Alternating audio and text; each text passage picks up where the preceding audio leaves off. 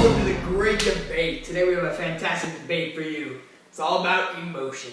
Now, emotion is the response of a whole organism involving physiological arousal, expressive behaviors, and conscious awareness. Now, stay tuned and I'll introduce these guests in a little bit. Hey, Jacoby J. Myers here. Now, as a parent with a couple of kids, I'm very familiar with the term adaptation level phenomenon. Now, imagine this. You take your kids to a theme park, next week, take them to a park, just a regular park, and now all of a sudden, nothing's good enough. Well, see, this is a problem that many parents face, and I'm here to solve it. Why don't you send them over to the Jacoby's camp for the difficult kids? Now, they're with the problem of fun and just bodily resources. And believe me, next time you send them on a vacation, will definitely be fun in comparison to our summer camp. So, why don't you give us a ring? Welcome back to the show. My name is Jerome Singer, and here are my two guests. First up, we have Walter Cannon, representing the Cannon-Barr theory, and William James, representing the James-Lang theory. Now, Walter. Yes. Please tell me a little bit about your theory. Of course. Well, I obviously believe that emotions occur simultaneously along with the physiological response. Very interesting, very interesting. Now, William, tell me a little bit about your theory. Alright, my theory states that emotion is the awareness of the physiological response to the emotion-seeking stimuli. Very interesting. Well, now in my opinion, the two-factor theory, I believe that before you can experience emotion, we must first have physiological arousal, and then place a cognitive label on the event. Well, my friends, we're going to have a lot more hot debate when we get back, so please stay tuned. I'll tell you here. Let me tell you a little about stress. Now, stress is our bodily reaction to any events that we praise as threatening or challenging. Let me show you an example. Alec just discovered that he has a final in 3 days that he apparently forgot about. Now, according to my general adaptation syndrome, right now he's in the alarm phase. Now, as he feels the pressure of this test approaching, he's most likely experiencing a jump in his heart rate, his blood pressure, and probably his breathing rate. Now, as a couple of days have progressed and he continues to feel the heat of this exam, his blood pressure and heart rate are probably going even higher. Now, let's done studying. It's the day of the test. But it appears that he's come down with a common cold. You may ask why this happened, but it's most likely due to the fact that he is in the exhaustion phase. Now, his bodily resources have been depleted, rendering him vulnerable to illness. Let this be a lesson. Try to avoid as many stressful situations that you can, especially when it comes to studying for those finals. Hello, my name is Ray Rosenham, and you may know me in my theory of type A and type B personalities. Here we have a type A personality. Dr. J on that exam. Gotcha, son. Tom, want to get some soda pop from the... Dude, come on. Try and study right now, okay? Can you just back off? And here we have a type B personality. You know what? I don't even need this. I don't even feel like studying. I'm going to, wing it. Boy, Sigmund Freud. That's my name. Now, let's talk a little bit about personality. Now, personality is a person's pattern of thinking, feeling, and acting. Now, specific to my theories, I believe that a large part of our personality is driven by the unconscious mind. Now, the unconscious mind is the reservoir of our unacceptable thoughts, wishes, and desires. Now, I also believe that our personality structure is comprised of three main elements: the id, the superego, and the ego.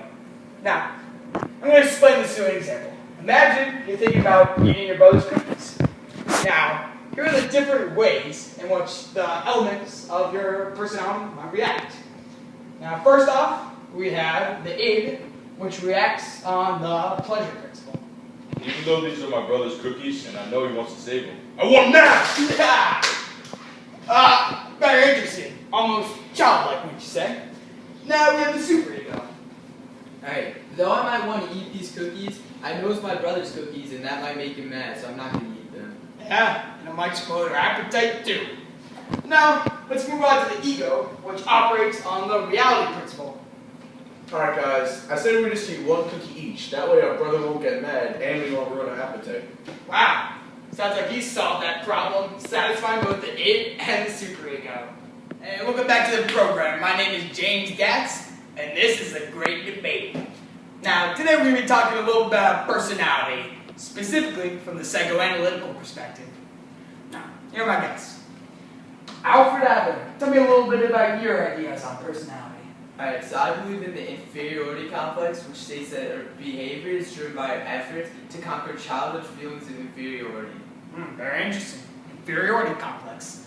Now, Carl Young, tell me a little bit about your ideas on personality. Of course, well, I believe in the collective unconsciousness, which is a shared, inherited reservoir of our memory traces from our history. Collective unconscious. Very interesting. Well, this soup is just heating up, so why don't you come back when it's nice and hot? Hey, welcome to the lab. Now, today, we're going to do some projective testing now. Basically, we're going to show our test subject some ambiguous stimuli, and hoping to allow their unconscious mind to project some of its wishes, thoughts, desires. Now, here's an example of a Rorschach/ink blot test. Now, how's that? What do you see in this ink blot? A field of peanuts. Field of peanuts. Okay. Welcome to the Psychology Lounge. I'm going to be the bartender tonight, and here are my two patrons. First up, we got Abraham Maslow, Carl Rogers. Yes, sir. Now, fellas, while we're here enjoying our drinks, tell me about your humanistic ideas on personality. How about you, Abraham? Of course, man. Well, I believe that our personality is motivated by the hierarchy of needs, Okay. and that once we achieve our lower level needs, we work to better ourselves and achieve self-actualization. Ah, so basically achieving your unique potential, right? Yeah. Hey, why don't you take a sip? You deserve Oh, it. I will. Hey, Carl Rogers. Now, what's your idea?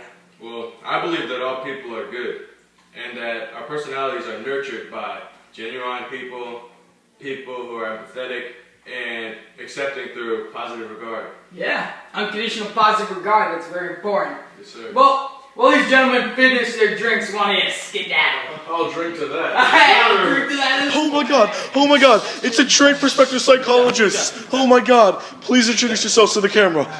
Hey, I'm Gordon Alport, and I was one of the earliest people in the trait perspective, and I define traits as the person's characteristic pattern of behavior. And people say I defined too many traits, and that's why my friend Raymond Cattell kind of condensed it a little bit. You might know me for my 16 PF, which was my 16 most inclusive personality traits. And here's my boy, Hans Eisnick, to Alright, so better I had elaborate. two axes, and the first one was introverted versus extroverted, and the second one was stable versus unstable. So I just applied these traits on these axes. Hey, why don't you get out of here? Get out of here. What's going on, dude? Why don't you get that? So cool, so cool. General anxiety disorder. Did I lock the house? Did I leave the store? I don't know if I did it. I'm stressed. Yo, what's up, Alex? You good, dude? A little nervous. Panic disorder.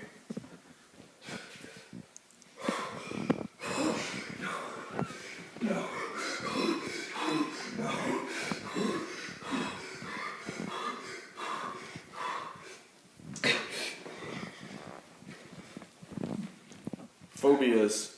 Dude, it's freezing in here. Go give me that cover record. No. Why? I just can't. There's probably dust over there on the table. Dude, it's just dust. I just don't want to. I'm freezing, come on. No. Why don't you just get it? Yeah, I got a little baby, I'll get it myself. Post-traumatic stress disorder. No! Oh, let's go! No! Oh, not fire! Oh, no, please! Oh, no, please, stop! No, Mr. Officer, please not lasting! Oh, no, please not lasting! Obsessive compulsive disorder. Germs all over this couch. Oh, they're probably just crawling all over my body right now. I haven't cleaned this couch in, 12 days? Nah, maybe it's been an hour, I don't know. Oh, but there's just germs everywhere. Did I lock the door when I left? No, there's no way I locked the door. I gotta go check the door. Gotta get my cleaning stuff too. How's the arm doing? Still unable to move it? Yeah, still nothing.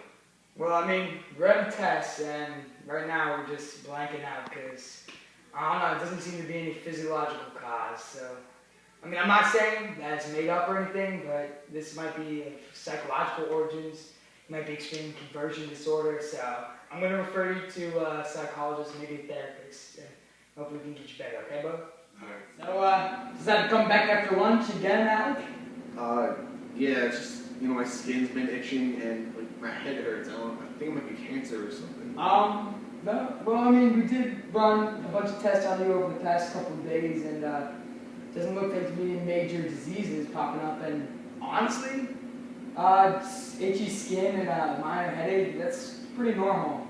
I'm not sure if you have somatoform disorders such as hypochondriasis or something, but I don't think the doctor's office is the right place for you to be here today. Okay, bud? Yeah. Say, what's up, dude? Dude, not today. Today I'm saying, I'm not feeling it today. Okay. Hey guys, today I'm Walt. Who wants to shoot up some cocaine and go to the theme park? Yo, that was one crazy night, my man. So, what are we doing today? Today I have a feeling it's McCarthy, and I just wanted to know if you want to sit, eat a little popcorn, and watch the notebook. I'll go get the Ben and Jerry's. How about that? Yeah. No, you. No. You're Isaiah, right? It's terrible, no. Nah. You went to my high school. No. I remember you. No. What are you doing in Florida? I don't know what you're talking about. I lived here my entire life. Dude, we were neighbors in New Jersey. No. I'm a mechanic down here in Florida. I don't know. I guess that explains your disappearance, but... No. Okay, whatever, Isaiah. See you around. It's heroin! Personal affective disorder. Man, during these winter months, I have no energy, dude. I don't know what I'm doing here. Aha! Springtime! Wow! You know what? I think I might call my friends and play a little game of tennis. It's a depressive disorder. I hate my life. I've been feeling like this for as long as I can remember. I've just been surrounded by depression. Bipolar disorder. I don't want to do anything today. This is the worst. Actually, I'm gonna go milk my goat. Oh, but I gotta fix the chair first. But my goat really needs milking. Schizophrenia. You're ugly. You're worthless. All your friends hate you. Your family hates you. Everything you do is just a failure. Yo, what's up, dude? You good? Hey, just watching the game. Yeah?